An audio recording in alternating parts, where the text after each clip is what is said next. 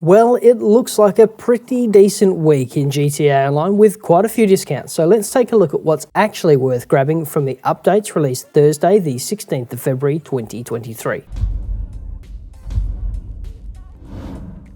Hi and welcome back, my name's Dan and I'm an old grumpy gamer. So let's start with the properties this week. We have all MC Clubhouse purchases and upgrades on sale for 35% off. If you don't own one of these already, honestly, what are you doing? MC Clubhouses are an essential part of the game. They unlock a whole range of mechanics and earning opportunities. So yes, you absolutely want one, especially at the discounted rate. Can't recommend it enough. Next up, we have 35% discount on all MC business purchases and upgrades too. This is kind of what we're waiting for. If you are missing any of the biker businesses, this is the week for you. If you don't know what I'm on about, biker businesses or MC businesses are a great way to earn some solid cash, mostly solo too. In addition, every one of these businesses unlocks an additional type of stock in your nightclub warehouse. If I've checked this correctly, this means you'll get 35% discount off purchases and upgrades when you grab a coke lockup, a meth lab, counterfeit cash factory, weed farm, or a document forgery office, which, if you own a nightclub, will also unlock South American imports, pharmaceutical research, cash creation, organic produce, and printing and copying respectively. So yeah, if you're missing any of these, grab them while they're cheap. On to vehicles, starting with the Euros, which is normally $1,800,000 but is on sale this week at 30% off, bringing it down to 1.26 mil. The Euros is a two-seater, rear-wheel drive 7-speed sports tuner that tops out at about 116 miles an hour or about 186 Ks. This thing's pretty quick for what it is and it pulls reasonably hard. The handling on the Euros is